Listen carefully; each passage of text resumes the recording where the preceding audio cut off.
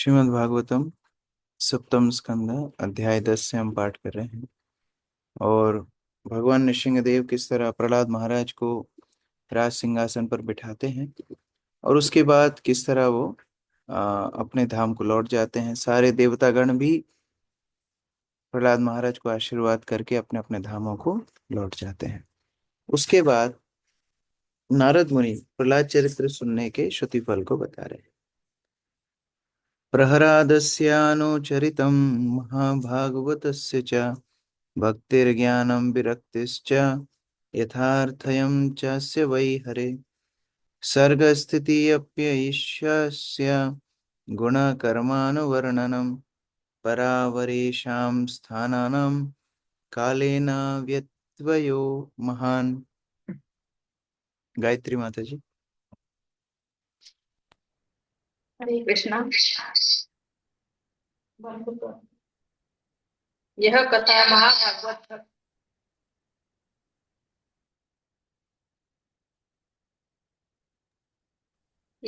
महाभागवत भक्त प्रहलाद महाराज के गुणों, उनकी दृढ़ भक्ति, उनके परिपूर्ण ज्ञान तथा भौतिक कलमश से पूर्ण विरक्ति का वर्णन करती है। यह सृजन, पालन तथा संहार के कारण स्वरूप पूर्ण पुरुषोत्तम भगवान का भी वर्णन करती है। भक्त प्रहलाद महाराज ने अपनी स्तुतियों में भगवान के दिव्य गुणों के साथ ही यह भी बतलाया कि किस प्रकार देवताओं तथा असुरों के आवास श्री भगवान के निर्देश मात्र से ध्वस्त हो जाते हैं, चाहे वे भौतिक ऐश्वर्य से कितने ही परिपूर्ण क्यों न हो। हरे ये कृष्ण। सब प्रहलाद के गुण, भक्ति के गुण, भगवान की महानता और किस तरह भक्ति के लिए कोई पूर्व योग्यता नहीं चाहिए, ये सारी बातें प्रहलाद चरित्र से सीखने के लिए मिलती। चाहे कोई कैसी भी स्थिति में हो, वहां से भगवान की भक्ति में प्रवेश कर सकता है। शिवानी माता जी। तात्पर्य श्रीमद् भागवतम भागवत विभिन्न भक्तों के भगवान की सेवा से संबंधित चरित्रों के वर्णनों से ओतप्रोत है। यह वैदिक वाग्मय भागवत कहलाता है क्योंकि इसमें भगवान तथा उनके भक्त का वर्णन है। प्रामाणिक गुरु के निर्देशन में श्रीमद् भागवत का अध्ययन करने से मनुष्य कृष्ण के विज्ञान, भौतिक तथा आध्यात्मिक जगतों की प्रकृति तथा जीवन लक्ष्य को पूर्ण रूपेण समझ सकता है। श्रीमद् भागवतम अमल पुराणम श्रीमद् भागवतम निष्कलंक वैदिक वाग्मय है, जैसा कि हम श्रीमद् भागवत के प्रारंभ में ही बतला चुके हैं। अतः श्रीमद् भागवत को समझने मात्र से ही हम भक्तों के कलापों, असुरों के कार्यों, स्थायी तथा नश्वर धामों से के विज्ञान को समझ सकते हैं। श्रीमद् भागवत के माध्यम से हर बात भली भांति ज्ञात हो जाती है। हरे कृष्ण। श्रीमद् भागवतम अपने आप में परिपूर्ण है। ये भागवत का अध्ययन करेगा, वो सारे गुणों को प्राप्त कर लेगा, सारे ज्ञान को प्राप्त कर लेगा। धर्मो भागवतानां च भागवन्नेनागम्यते आख्यानेऽस्मिन् समानातम् आध्यात्मिकम् अशेषतः। गौरी शंकर प्रभु।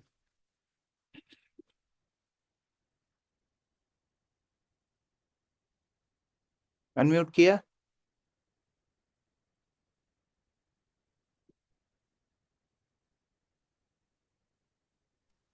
आवाज आ रही प्रभु जी?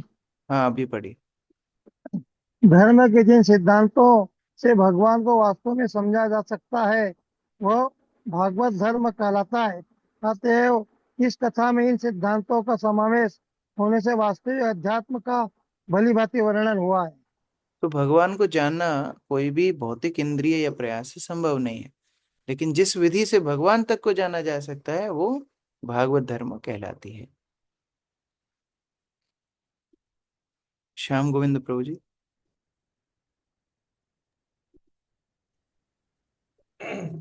धर्म के सिद्धांत द्वारा मनुष्य भगवान, ब्रह्मा तथा परमात्मा को समझ सकता है। भगवान ब्रह्म तथा परमात्मा को समझ सकता है। जब वह इन सिद्धांतों में पूर्णतः दक्ष हो जाता है तो वह भक्त बन जाता है और भागवत धर्म संपन्न करता है। परंपरा पद्धति के गुरु प्रहलाद महाराज ने उपदेश दिया है कि इस भागवत धर्म की शिक्षा विद्यार्थियों को प्रारंभ से दी जाए। कौमार आचरित प्राज्ञो धर्मान भागवता, यह शिक्षा का असली उद्देश्य भगवान के विज्ञान को समझना है। स्वर्णम कीर्तनम विष्णु, मनुष्य को भगवान विष्णु तथा उनके विभिन्न अवतारों के विषय में ही सुनना एवं गुणगान करना चाहिए।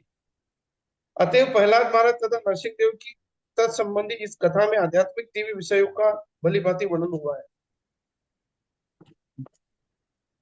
तो भागवत धर्म इतना यदि महत्वपूर्ण है तो बचपन से ही इसका श्रवण कीर्तन, इसका पठन इत्यादि भक्तों के द्वारा किया जाना चाहिए। सबसे अच्छा है कि कौमारम अर्थात 5 साल की उम्र से किया जाए। या एतत् पुण्यमाख्यानम विष्णुर्वीर्योपबृहितम कीर्तये श्रद्धया श्रुत्वा कर्म पाशैर्विमुच्यते। माधुरी राधा माता जी। हरे कृष्ण प्रभु। जो जो कोई भगवान विष्णु की सर्वव्याप्ता विषयक इस कथा को सुनता है और उसका कीर्तन करता है, वह निश्चय रूप से भव बंधन से मुक्त हो जाता है। हरे कृष्ण। जो केवल श्रवण मात्र करेगा और दूसरों को इस कथा को सुनाएगा, वो निश्चित रूप से अपने पूर्व भव बंधन से मुक्त हो जाएगा। एतद् एतद्यादि पुरुष मृगेन्द्र लीलाम दैत्येन्द्र यूथ पवधम प्रयता पठेता दैत्यात्मजस्य च सतां पर प्रवरस्य पुण्यम श्रुत्वानुभावमुक्तो भयम एति लोकम। अंकित प्रभु, अंकित गुप्ता। हरे कृष्णा प्रभु। प्रहलाद महाराज भक्तों में सर्वश्रेष्ठ थे। जो कोई प्रहलाद महाराज के कार्यकलापों, हिरण्यकशिपु के वध तथा भगवान नरसिंह की लीलाओं से संबंधित इस कथा को अत्यंत मनोयोग से सुनता है, वह निश्चय पूर्वक आध्यात्मिक जगत में पहुंचता है, जहाँ कोई चिंता नहीं रहती। तो हरे कृष्ण। बंधन से तो मुक्त होगा, भगवान को सर्वव्यापी यदि समझ जाएगा इस लीला के माध्यम से, और यदि प्रहलाद के गुणों को समझ गया तो फिर भगवत धाम में प्रवेश कर जाएगा। भगवत धाम में प्रवेश भक्त के चरित्र को सुनने मात्र से मिल सकता है। ये लीला का श्रुति फल है। यूयं न लोके बत भूरि भागा लोकम पुनः न मुनयोभियन्ति येषां गृहाम आवसतीति साक्षात् गूढ़म परम ब्रह्म मानुष्य लिंगम। रेखा माता जी। नारद मुनि ने आगे कहा, हे महाराज युधिष्ठिर, तुम सभी पांडव अत्यंत भाग्यशाली हो, क्योंकि पूर्ण पुरुषोत्तम भगवान कृष्ण तुम्हारे महल में सामान्य मनुष्य की भांति निवास करते हैं। बड़े बड़े साधु पुरुष इसे भली भांति जानते हैं, इसीलिए वे निरंतर इस घर में आते रहते हैं। हरे कृष्ण। और ऐसा नहीं सोचना है कि मुख्यतः प्रहलाद महाराज ही भाग्यशाली है। नारद मुनि युधिष्ठिर महाराज को ही प्रोत्साहन दे रहे हैं। अरे तुम प्रहलाद की बात सोच रहे हो, प्रहलाद के लिए भगवान प्रकट हुए खम्भ से। तुम्हारे दादा लोग कितने भाग्यशाली थे, पांडव लोग कितने भाग्यशाली थे। तुम्हारे महल में तो श्री कृष्ण निवास करते थे, बड़े बड़े साधु पुरुष इत्यादि वहीं पर दर्शन करने के लिए आते थे, तो तुमको भक्त का भगवान का दोनों का संग मिलता था। एक तो है प्रहलाद के लिए भगवान का प्रकट होना, और एक है भगवान का पांडवों के लिए दूत बन जाना, पांडवों के लिए सारथी बन जाना, पांडवों के महल में ही रहना। तो तुम कितने बड़े भाग्यशाली हो, ये भाग्य को पहचानो। जय माता जी। तात्पर्य। भक्त समाज के क्रियाकलापों का श्रवण करने के पश्चात परम भक्त उनके चरण चिन्हों का अनुसरण करने हेतु उत्सुक रहना चाहिए। किंतु ऐसे भक्त को यह सोचकर निराशा हो सकती है कि प्रत्येक भक्त प्रहलाद महाराज के स्तर को प्राप्त नहीं कर सकता। यह परम भक्त का स्वभाव है, वह अपने आप को सबसे निम्न, अयोग्य तथा अक्षम समझता है। इस प्रकार भक्त प्रहलाद महाराज के क्रियाकलापों की कथा सुनकर भक्त प्रहलाद जैसी ही भक्ति के स्तर पर रहने वाले महाराज युधिष्ठिर ने अपने विनम्र स्थिति के बारे में विनयवश अपने विषय में भी ऐसे ही सोचते रहे होंगे। किंतु श्री नारद मुनि महाराज युधिष्ठिर के मन की बात समझ गए। अतः उन्होंने यह कहकर उन्हें तुरंत प्रोत्साहित किया कि पांडव भी कम भाग्यशाली नहीं हैं, वे भक्त प्रहलाद महाराज के ही तुल्य हैं। क्योंकि यद्यपि नरसिंह देव भक्त प्रहलाद महाराज हेतु प्रकट हुए थे, तो पूर्ण पुरुषोत्तम भगवान अपने मूल रूप में पांडवों के साथ निरंतर रहे थे। यद्यपि भगवान श्री कृष्ण की योग माया के वशीभूत हुए पांडव अपनी भाग्यशाली स्थिति के विषय में सोच नहीं सकते थे, किंतु श्री नारद मुनि सहित प्रत्येक साधु व्यक्ति इसे समझता था। इसीलिए वे निरंतर महाराज युधिष्ठिर के समीप आते रहते थे। कोई भी परम भक्त जो निरंतर कृष्ण भावना भावित है, वह स्वाभाविक रूप से अत्यंत भाग्यशाली है। नरलोके शब्द का अर्थ है भौतिक जगत के अंदर, जिससे सूचित होता है कि पांडवों से भी पूर्व में अनेकानेक भक्त हो चुके हैं। यथा यदुवंश के वंशज तथा वशिष्ठ, मारीची, कश्यप, ब्रह्मा जी तथा शिव जी जो अत्यंत भाग्यशाली थे। किंतु पांडव इन सबसे श्रेष्ठ थे, क्योंकि उनके साथ साक्षात भगवान श्री कृष्ण निरंतर रहे। इसीलिए श्री नारद मुनि ने विशेष रूप से उल्लेख किया कि इस भौतिक जगत नरलोकी में पांडव सर्वाधिक भाग्यशाली हैं। प्रथम स्कंद में एक श्लोक आता है जिसमें सूत गोस्वामी बताते हैं कि जो लोग केवल भगवान का कथा या नाम का श्रवण करते हैं वो तक भगवान से आसक्त हो जाते हैं। तो फिर चिंतन करो उन पांडवों का, उन द्वारकावासियों का, जो भगवान के साथ उठते बैठते खाते पीते चलते फिरते इतना संग करते थे, उनका कितनी आसक्ति भगवान से हो। तो युधिष्ठिर महाराज को प्रोत्साहन दे रहे हैं कि आप, अच्छा मैं पहले दादा बोल दिया ना, युधिष्ठिर महाराज को डायरेक्ट प्रोत्साहन दे रहे हैं नारद मुनि कि आप पांडव इतने भाग्यशाली हो कि आपके साथ तो भगवान सदैव निवास करते थे। सावायं ब्रह्म महद्विमर्ग्य कैवल्य निर्वाण सुखानुभूति प्रिया सुहृद्वा खलु मातुल्य आत्मा ऋणयो विधिकृत गुरुश्च। कृष्णदयाल प्रभु। हरे कृष्णा प्रभु। निराकार ब्रह्म साक्षात कृष्ण, क्योंकि कृष्ण निराकार ब्रह्म के स्रोत हैं। वे बड़े बड़े साधु पुरुषों द्वारा तलाश किए जाने वाले दिव्य आनंद से उत्स हैं। फिर भी परम पुरुष तुम्हारे सर्वाधिक प्रिय मित्र तथा चिरंतन सहृदय हैं और तुम्हारे मामा के पुत्र रूप में तुमसे घनिष्ठतः संबंधित हैं। निस्संदेह वे सदैव तुम्हारे शरीर तथा आत्मा के सदस्य हैं। वे पूज्य हैं, फिर भी वे तुम्हारे सेवक की तरह और कभी कभी तुम्हारे गुरु की तरह कार्य करते हैं। हरे कृष्ण। नारद मुनि स्मरण दिला रहे हैं कि भगवान को कोई साधारण मनुष्य मत समझना। यद्यपि तुम्हारे परिवार में है, तुम्हारे मामा के पुत्र हैं, लेकिन पूर्ण पुरुषोत्तम भगवान है, ब्रह्म के साक्षात स्वरूप श्री कृष्ण है। और ऐसे श्री कृष्ण तुमसे इतना प्रेम करते हैं, कभी तुम्हें उपदेशक बन जाते हैं, तुम्हें भगवद गीता का ज्ञान देते हैं, कभी तुम्हारे सेवक बन जाते हैं, अर्थात सारथी दूत इत्यादि जो सेवा तुम बोलते हो वो करते हैं। इतना प्रेम भगवान तुमसे करते हैं। विशाल प्रभु। हरे कृष्ण जी। तात्पर्य, परम सत्य के विषय में सदा ही मतभेद रहा है। अध्यात्मवादियों के एक वर्ग का मत है कि परम सत्य निराकार है और दूसरा वर्ग उन्हें पुरुष मानता है। भगवत गीता में परम सत्य को परम पुरुष के रूप में स्वीकार किया गया है। निसंदेह भगवत गीता में परम पुरुष भगवान कृष्ण साक्षात उपदेश देते हैं। ब्रह्मांडो ही प्रतिष्ठा अहम मत्तः परतरम ज्ञान्यत। निराकार ब्रह्म मेरा आंशिक प्राकट्य है और मुझसे बढ़कर कोई सत्य नहीं है। वहीं कृष्ण भगवान पांडवों के परम मित्र तथा संबंधी की भूमिका निभाते हैं। कभी कभी तो वे धृतराष्ट्र तथा दुर्योधन तक पांडवों का पत्र ले जाने वाले सेवक की भी भूमिका निभाते हैं। क्योंकि कृष्ण पांडवों के शुभ चिंतक थे, अतएव उन्होंने अर्जुन का गुरु बनकर गुरु की भी भूमिका अदा की। अर्जुन ने कृष्ण को अपना गुरु स्वीकार किया था। शिष्यस्ते अहम शाधि माम त्वाम प्रपन्नम।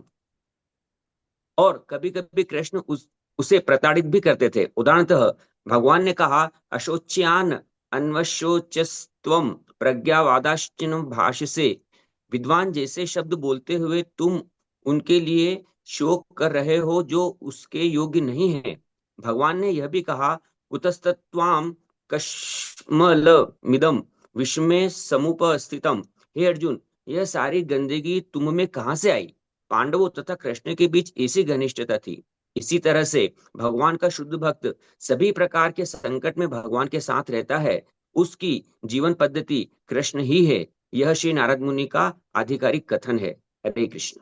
कभी कभी ये अनुवाद में ये भाव बदल जाता है। प्रभुपाद इंग्लिश में लिखें चेस्टाइज्ड, अर्थात उनको डांट करके सुधारना, जैसे कोई शिक्षक सुधारता है। यहाँ लिखा है प्रताड़ित, तो प्रताड़ित को नकारात्मक शब्द है।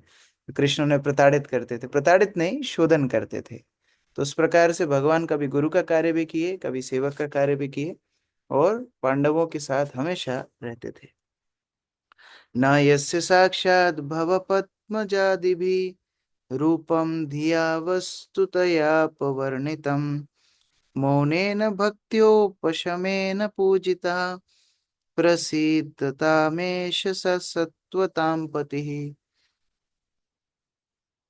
अर्चना माता जी। शिव जी तथा ब्रह्मा जी जैसे महापुरुष पूर्ण पुरुषोत्तम भगवान श्री कृष्ण के सत्य का उचित रूप से वर्णन नहीं कर पाए। वे भगवान हम पर प्रसन्न हो, जो सदा समस्त भक्तों के रक्षक के रूप में महान संतों द्वारा पूजे जाते हैं, जो मौन, ध्यान, भक्ति में सेवा तथा त्याग का व्रत लिए हुए हैं। अभी नारद मुनि अपनी भी विनम्रता यहाँ पर बता रहे हैं। मैं यद्यपि इतना अध्यायों में भगवान नृसिंहदेव का यश गा रहा था, लेकिन मेरा क्या सामर्थ्य है। भगवान शिव, ब्रह्मा जी जैसे भी महापुरुष भगवान का गुणगान ठीक प्रकार से नहीं कर सकते। हम तो केवल उनकी कृपा की ही याचना कर सकते हैं। सारे मुनिगण, यश जितने साधुगण हैं, जितने भी तप ध्यान इत्यादि कर रहे हैं, उनको ही तो प्राप्त करने के लिए कर रहे हैं, तो वो हमसे प्रसन्न हो। ब्रजेश प्रभु। यद्यपि भिन्न भिन्न तरह के लोग परम सत्य की अन्वेषणा भिन्न भिन्न विधियों से करते हैं, तो भी वे अचिंत्य बने रहते हैं। किंतु पांडवों, गोपियों, गोपों, माता यशोदा, नंद महाराज तथा वृंदावन के सभी निवासियों को भगवत प्राप्ति हेतु ध्यान की परंपरागत विधियों का अभ्यास नहीं करना पड़ता, क्योंकि वे इन सबके साथ सुख दुख की सभी स्थितियों में रहते हैं।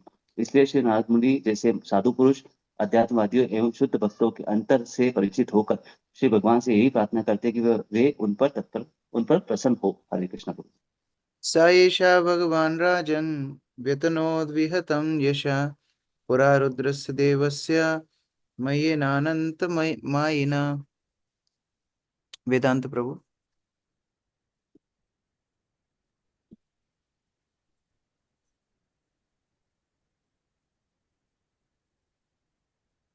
आवाज नहीं आ रही, ठीक है, प्राजुल पढ़ो।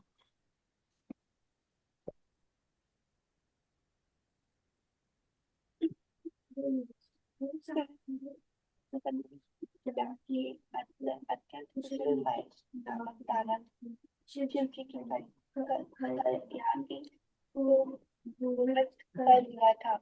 उस स्थिति में पूर्ण पुरुषोत्तम भगवान श्री कृष्ण ने शिव जी की रक्षा की थी।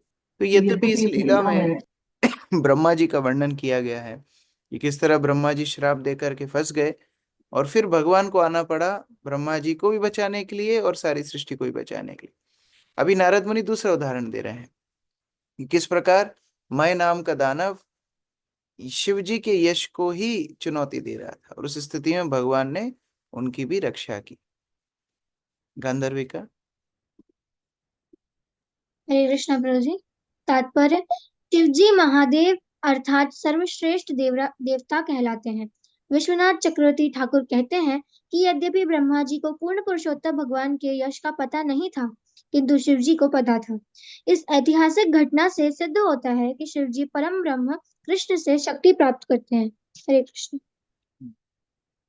श्रीराजोवाच कस्मिन् कर्माणि देवस्य मयोहं जगदीशितो यथा चोपचिता कीर्ति कृष्णे नानेन कथ्यताम।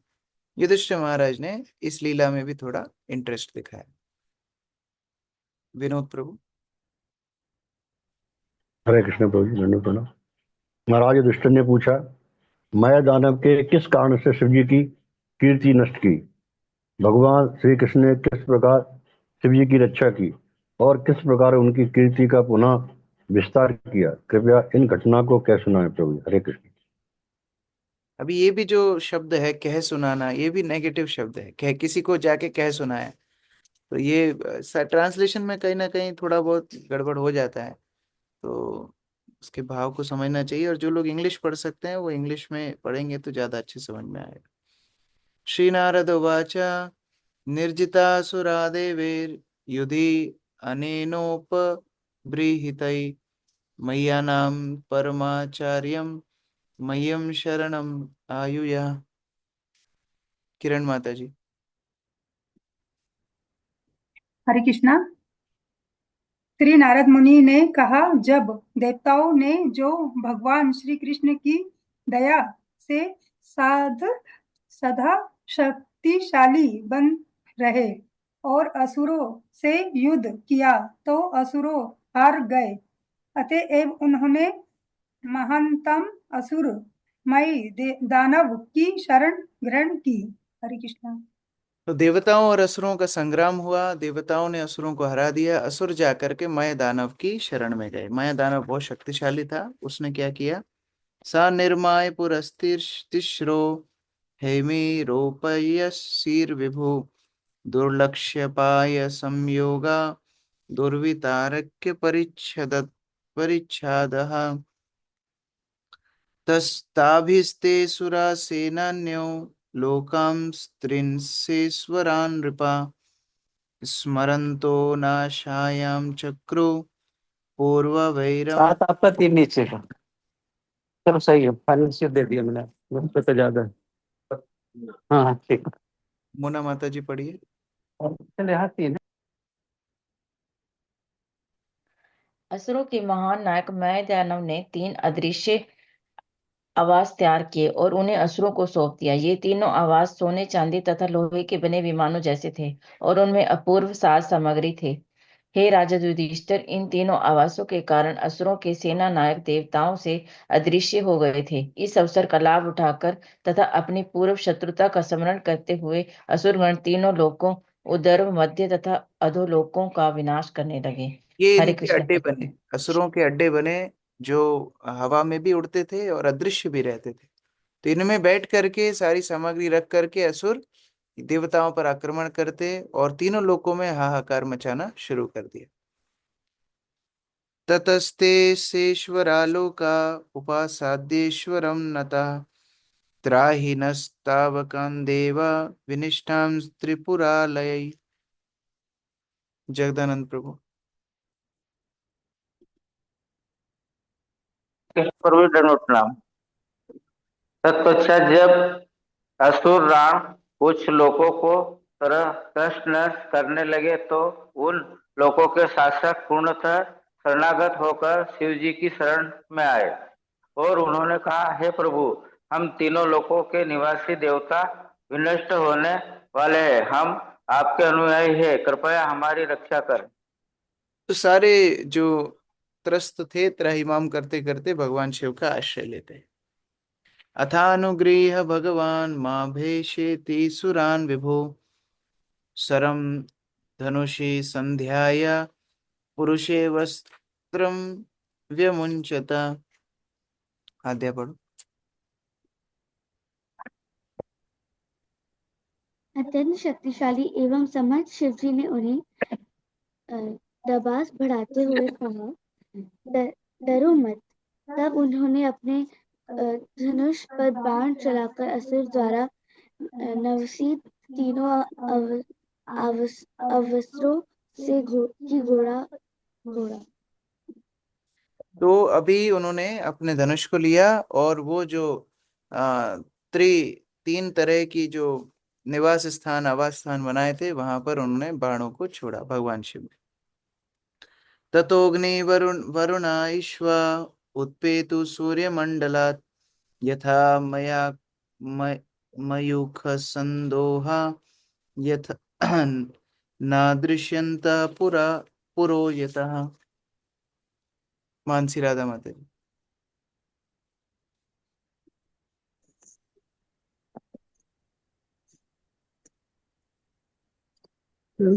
शिव जी द्वारा छोड़े गए बाण सूर्यमंडल से निकलने वाली प्रज्वलित किरणों जैसे लग रहे थे। उनसे तीनों आवास रूपी विमान अवाच्छी हो गए, जिससे वह देखने में बंद हो गए। बहुत भीषण ज्वाला प्रकाश इत्यादि शिव जी के बाणों से निकला और उससे वो तीनों लोग आच्छादित हो गए। तेईस पृष्ठा व्यवस्व सर्वे निपेतु स्वपुरौकशा तानानीय महायोगी मया कुपर से क्षिपत। प्रकल्प प्रभु। हरे कृष्ण प्रभु, धन्यवाद प्रणाम। शिव जी के सुनहरे बाणों से आक्रमण किए जाने से उन तीनों आवासों के निवासी असुर निष्प्राण होकर गिर पड़े। तब परम योगी मय दानव ने उन्हें अपने द्वारा निर्मित अमृत कूप में लाकर डाल दिया। हरे कृष्ण। तो यहाँ पर भगवान शिव असुरों को मार रहे थे और अमृत कूप अर्थात ऐसा कुआं जिसके अंदर डालने से दानव पुनः जीवित हो जाएं। तो ऐसे दानव, ऐसे कूप में माया दानव सभी घायल असुरों को डालता गया। यामिनी माता जी। तात्पर्य सामान्यतः असुरगण अपनी योग शक्ति के कारण अत्यंत शक्तिशाली होते हैं, किंतु जैसा कि भगवान कृष्ण भगवद गीता में कहते हैं, योगी नाम अपि सर्वेषां मद्गतेन अंतरात्मना श्रद्धावान भजते यो माम स मे युक्ततमो मतः। समस्त योगियों में से जो योगी अत्यंत श्रद्धा पूर्वक मेरी शरण में रहता है और भक्ति पूर्वक मेरी पूजा करता है, वह योग में घनिष्ठता पूर्वक मुझसे युक्त रहता है और सर्वोच्च होता है। योगी का असली उद्देश्य भगवान कृष्ण पर अपने ध्यान को पूरी तरह केंद्रित करना और सदैव उन्हीं का चिंतन करना है। मद्गतेन अंतरात्मना, ऐसी ही सिद्धि लाभ के लिए मनुष्य को हठ योग करना होता है और अब इस योग से अभ्यासकर्ता की किंचित अपूर्व योग शक्ति प्राप्त होती है। किंतु असुरगण कृष्ण के भक्त न बनकर इस योग शक्ति का उपयोग अपनी इंद्रिय तृप्ति के लिए करते हैं। उदाहरणार्थ यहाँ पर मय दानव को महायोगी कहा गया है, किंतु उसका कार्य असुरों की सहायता करना था। आजकल देखा जा सकता है कि कुछ ऐसे योगी हैं जो भौतिकतावादी को इंद्रिय तृप्ति कराते हैं और ऐसे वैश्चक हैं जो अपने आप को ईश्वर के रूप में विज्ञापित करते हैं। मय दानव ऐसा ही व्यक्ति था जो असुरों का देवता था और वह आश्चर्यजनक करामातों कर सकता था, जिससे एक का वर्णन यहाँ हुआ है। उसमें अमृत से पूर्ण एक कुआं बनाया और असुरों को लाकर उसी में डाल दिया। यह अमृत मृत सजीव वितरी कहलाता था, क्योंकि इससे मृत शरीर जीवित हो सकता था। मृत सजीव वितरी एक आयुर्वेदिक दवा भी है। यह एक प्रकार का आसव है जो मरणासन व्यक्ति को जीवन ला सकता है। इस प्रकार योगिक शक्ति योग के बल पर मिलती है, लेकिन उसका इस्तेमाल भौतिक इंद्रिय तृप्ति में किया जाए तो वो प्रतिकूल स्थिति है। सिद्धामृत रसा स्पृष्टा वज्रसारा महोजसा उत्तस्तुर्मेघ दलना वैद्युता इव वहन्नया। नमिता माता।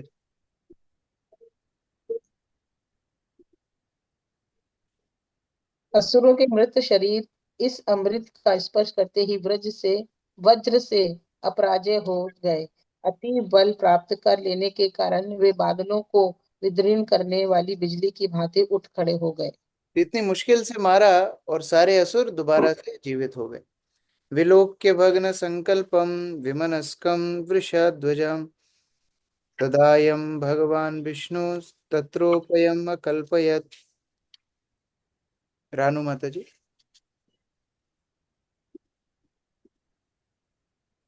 शिव जी ने अत्यंत दुख तथा निश्चय देखकर पूर्ण पुरुषोत्तम भगवान श्री विष्णु ने विचार किया कि मैं दान द्वारा अत्यंत इस उपस्तन को किस प्रकार रोका जाए। तो शिव जी अत्यंत दुखी और निराश हो गए। अरे इनको मार रहा हूं, फिर ये दोबारा जीवित हो रहे हैं। भगवान शिव ने सोचा कैसे ये माय दानव को मारा जाए, कैसे मारा जाए। तो एक उपाय निकाला।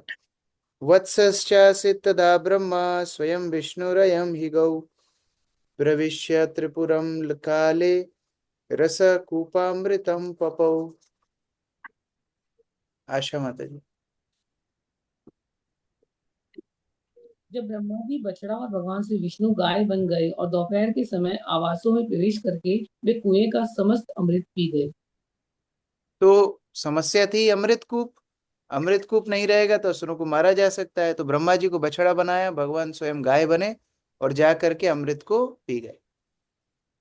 ते सुरा ही अपि पश्यन्तो नाहि नस्याद् विमोहिता तद्विज्ञा महायोगी रसपालम इदम जगौ सम्यम विशोक शोकर्तान स्मरन दैव गतिम चताम। तो प्रश्न पूछ सकते हैं ये पी गए तो असुरों ने देखा नहीं? नहीं देखा, लेकिन कुछ कर नहीं पाए। नीतू माता जी। अनुवाद। असुरों ने बछड़े तथा गाय को देखा, परंतु पूर्ण पुरुषोत्तम भगवान की शक्ति द्वारा उत्पन्न मोह के कारण वे उन्हें रोक नहीं पाए। माँ योगी में असुर को पता चल गया कि बछड़ा तथा गाय अमृत पी रहे हैं और वह ये समझ गया कि ये अदृश्य दैवी शक्ति के कारण हो रहा है। इस प्रकार वह पश्चाताप करके हुए असुरों से बोला। हरे कृष्णा प्रभु। तो समझ गया कि मैं बेबस हूं, मैं तो ये बछड़े और गाय को हटा नहीं पा रहा हूं। भगवान की योग माया ने, मोह शक्ति ने वास्तव में इनको ऐसा ढका कि ये कुछ कर भी नहीं पाए। देखते देखते इनके सामने सामने पूरे अमृत को पी गए। अभी असहाय अवस्था में बोल रहा है, देवसुरो नरोन्यो व नेश्वरो स्थित कश्चन आत्मनोन्यस्य वादिष्टम दैवेनापोहितुम द्वयोः। यमुना पटरानी माता जी। श्री कृष्ण प्रभु जी। मैं दानव ने कहा, जो अपने पराये तथा अथवा दोनों के भाग्य में भगवान द्वारा निश्चित कर दिया गया है, उसे कोई भी नहीं मिटा नहीं सकता, चाहे वह देवता, असुर, मनुष्य या अन्य कोई क्यों न हो। इसको बोलते हैं अंगूर खट्टे हैं। कर नहीं पाया कुछ तो अभी रोते हुए बोल रहा है, देखो भगवान की इच्छा है, कोई कुछ क्या कर सकता है, देवता असुर सबको तो मानना ही पड़ेगा। अमित प्रभु। तात्पर्य: परमेश्वर एक है, कृष्ण या विष्णु तत्व। भगवान श्री कृष्ण अपना विस्तार स्वांश विष्णु तत्व के रूप में करते हैं, जो सबके नियामक है। मैं दानव ने कहा, चाहे मैं ये योजना बनाऊं या तुम या हम मिलकर योजना बनाएं, होना वही है जो श्री भगवान ने रच रखा है। उनकी अनुमति के बिना किसी की भी योजना सफल नहीं होगी। हम अपनी कितनी ही योजना क्यों न बना ले, किंतु पूर्ण पुरुषोत्तम भगवान श्री विष्णु की अनुमति के बिना वे कभी भी सफल नहीं होंगी। सभी प्रकार के जीवों द्वारा लाखों योजनाएं बनाई जाती हैं, किंतु श्री भगवान की अनुमति के बिना वे सभी व्यर्थ हैं। हरे कृष्ण। हिरण्यकशिपु की योजना सफल नहीं हुई, यहाँ पर मैदानों की कहाँ से होगी? किसी की योजना भगवान की स्वीकृति के बिना सफल नहीं हो सकती। अथासौ शक्ति भी स्वाभि शंभो प्राधानिकम व्यधात धर्म ज्ञान विरक्ति रिद्धि तपो विद्या क्रियादि भी रथम सुतम ध्वजं वाहन धनुर्वर्म सरादियत सन्नद्धो रथमास्थाय शरं धनुरुपाददे। कमल सिंह प्रभु।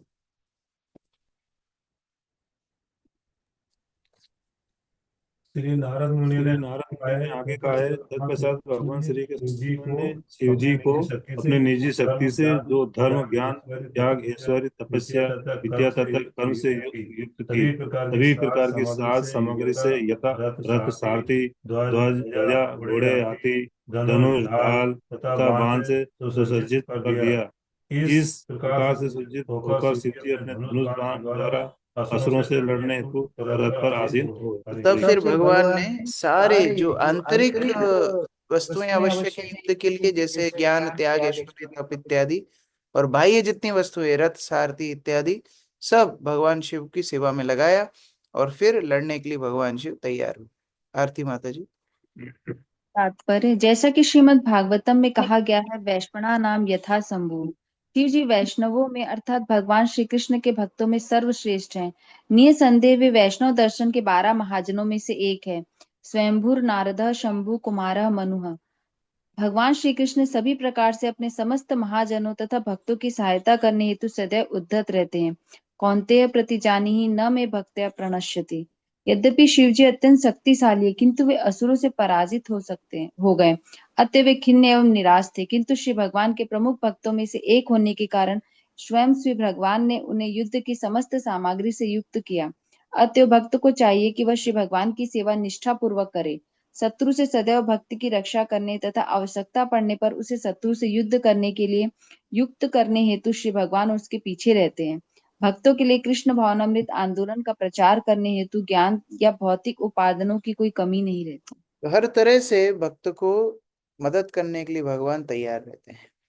अगर वो प्रचार कार्य करे, सेवा करे और कोई समस्याएं भी आए, उसको चुनौती देने के लिए भगवान उसको मदद करेंगे। शरम धनुषि संध्याय मुहूर्ते बीजितीश्वर ददाह तेन दुर्भेद्य हरोथ त्रिपुरो नृप। महारानी माता जी।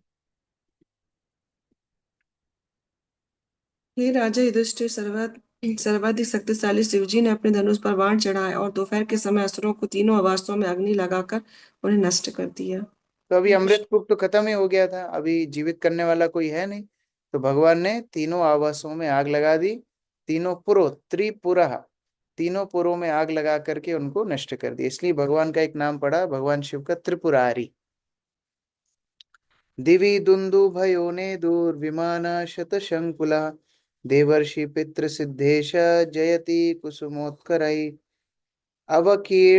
अवकीर्णान जगुर्हृष्टा ननु ननर्तुतुश्चाप्सरो गणः।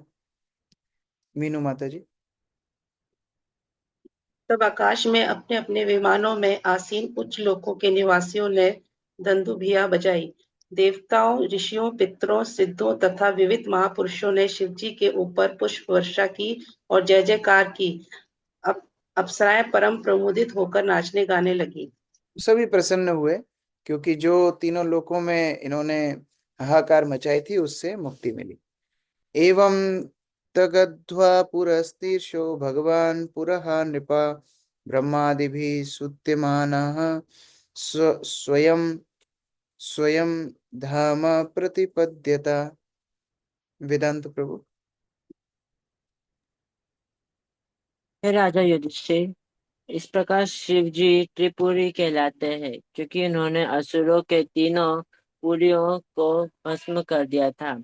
ब्रह्मा समेत समस्त देवताओं से पूजित होकर शिव जी ने अपने धाम लौट गए। एवं विधानि यस्य हरे स्वमायया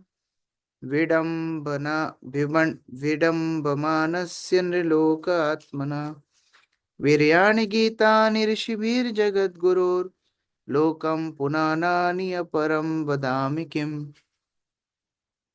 मोनिका माता जी। यद्यपि भगवान कृष्ण मनुष्य के रूप में प्रकट हुए थे, फिर भी उन्होंने अपनी शक्ति से अनेक असामान्य तथा आश्चर्यजनक लीलाएं संपन्न की। उन महान संत पुरुषों द्वारा जो कुछ कहा जा चुका है, उससे भला मैं और अधिक क्या कह सकता हूँ। प्रत्येक व्यक्ति अधिकारी व्यक्ति से भगवान के कार्यकलापों के श्रवण मात्र से शुद्ध हो सकता है। हरे कृष्ण प्रभु। तो जो भगवान की लीलाएं हैं वो अद्भुत हैं, उनका चरित्र अद्भुत है। यद्यपि मनुष्य बन के आए, चाहे नृसिंह बन के आए, चाहे यहाँ पर गाय बन करके आए, कोई भी स्थान में कैसी परिस्थिति में आए, वो पवित्र है, अद्भुत है, और उनको समझना हमारे लिए संभव नहीं। केवल अगर सही स्रोत से, साधुजनों से श्रवण करेंगे तो ही भगवान को समझा जा सकता है। भगवद गीता तथा अन्य समस्त वैदिक वांग्मय पूरी तरह बताते हैं कि भगवान कृष्ण मानव समाज में सामान्य व्यक्ति के रूप में प्रकट होते हैं, लेकिन वे विश्व भर के कल्याण के लिए असामान्य कार्य करते हैं। मनुष्य को माया के वशीभूत होकर कृष्ण को सामान्य व्यक्ति नहीं मान लेना चाहिए। जो लोग सचमुच परम सत्य की खोज में रहते हैं, वे ये समझ जाते हैं कि कृष्ण ही सर्वे सर्वा हैं, वासुदेव सर्वमिति। किंतु ऐसे महापुरुष विरले होते हैं। फिर भी यदि कोई संपूर्ण भगवद गीता यथारूप पढ़े तो कृष्ण को सरलता से समझ सकता है। कृष्ण भावनामृत आंदोलन समस्त विश्व को भगवान के रूप में कृष्ण से परिचित कराने के लिए प्रयत्नशील है। कृष्णस्तु भगवान स्वयं। यदि लोग इस आंदोलन का गंभीरता पूर्वक स्वीकार करें तो उनका मानव जीवन सफल हो जाएगा। तो जो भगवान को योगी जन, ज्ञानी जन कई कई बहुना नाम जन्मनावंते के बाद समझते हैं, उनको आसानी से समझ जाएंगे यदि कृष्ण भावनामृत आंदोलन का आश्रय लेंगे। इस प्रकार श्रीमद् भागवत के 7वें स्कंद के अंतर्गत भक्त शिरोमणि प्रहलाद नामक 10वें अध्याय के भक्ति वेदांत तात्पर्य पूर्ण हुए। तो यहाँ पर प्रहलाद चरित्र का समापन, आगे युधिष्ठिर और नारद मुनि के बीच में वर्णाश्रम की चर्चा है। हरे कृष्ण। ग्रंथराज श्रीमद् भागवतम की जय। श्री प्रभुपाद की।